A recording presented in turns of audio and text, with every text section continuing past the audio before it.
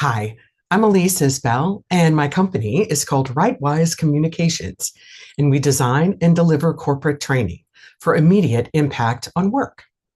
And I've been doing a series of videos about gaslighting. Gaslighting is a term that comes from an Alfred Hitchcock movie. And in that movie, a husband changes the wife's reality. He causes her, in an abusive way, so much stress and confusion that she thinks she's going crazy. And this is what gaslighters do.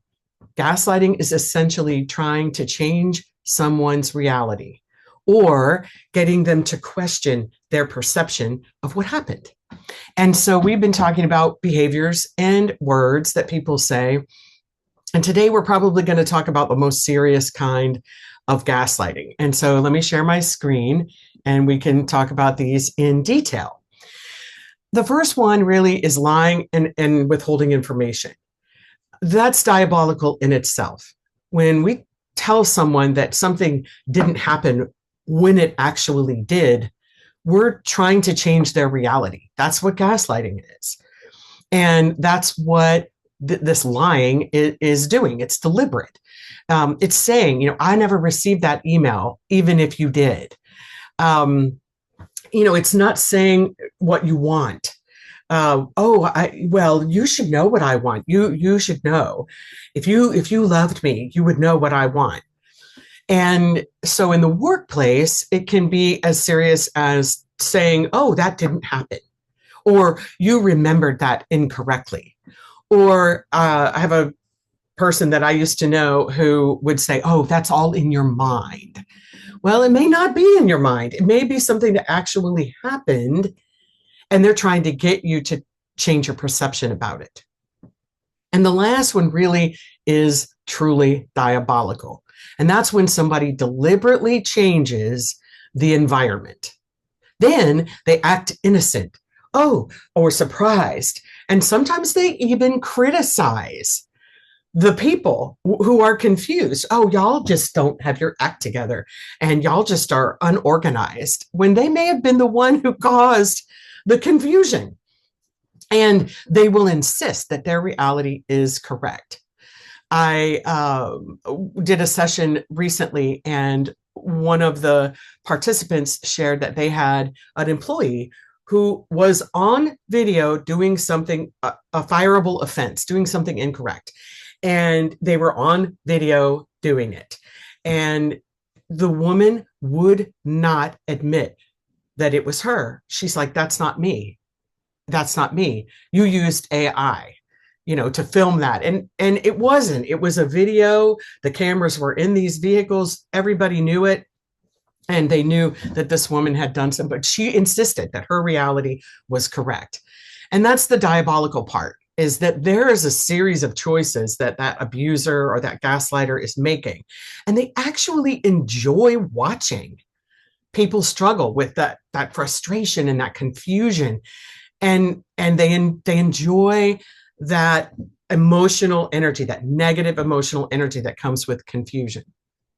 Another thing they can do is move things, move somebody's keys, move somebody's backpack, somebody's material, somebody's important items that they need. They might withhold like papers, paperwork, documents that are important, and then just pretend like everybody should know where these things are, even though they moved them. Changing plans, schedules, goals, anything without communicating. I worked at a restaurant when I was in college, and a friend of mine also worked at the restaurant, and we went to San Antonio for the weekend. We set it up, we checked with our manager, we had everything approved, and then Monday I came into work. And my manager said, you didn't show up yesterday for work. And I said, yesterday was Sunday, and we had a trip planned. We told you about it. We had it all worked out. It was approved. So you changed the schedule. I've never missed work. I'd never missed work. I'd never been late the entire time I had worked at that place. And I said, you changed the schedule. And she became very indignant about it. She got offended. And I didn't work there very much longer because I realized, this lady is out to get me. And I quit soon after. And so that's changing things, but not telling anybody and then pretending like, oh, they should just know it. Adjusting expectations. This sometimes happens inadvertently with managers where they don't communicate effectively. But if it's done on purpose, that's gaslighting, where they didn't tell you what they wanted and then they're mad that you didn't give it to them. Saying different things to different people. You're mixing that message. The gaslighter is trying to cause confusion. Oh, well, so and so told me that. And well, wait a minute, he told me something different, and this is different, and my message is different. And it causes a lot of confusion, and it is done on purpose. And this level of gaslighting involves a lot of choices. And the last thing is hiding things, hiding information, also withholding, which is why we're talking about these together. And so that is a little bit about probably the most severe level of gaslighting, is where it's that ultimate betrayal.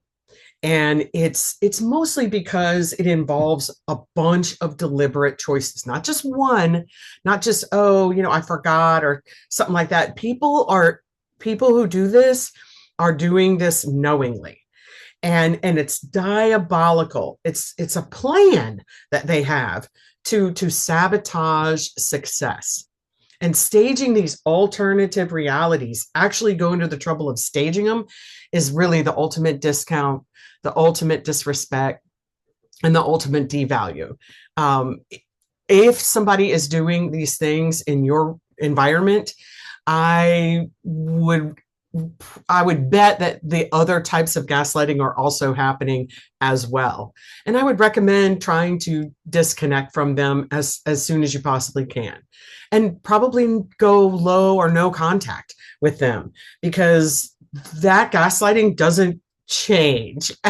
If they're at level 6 and 7 and 8 here, we've got a serious behavioral problem and major dysfunction. And you're already being harmed probably by the time we get to level 7, 8, which is what we talked about today. So the next step typically might be physical harm.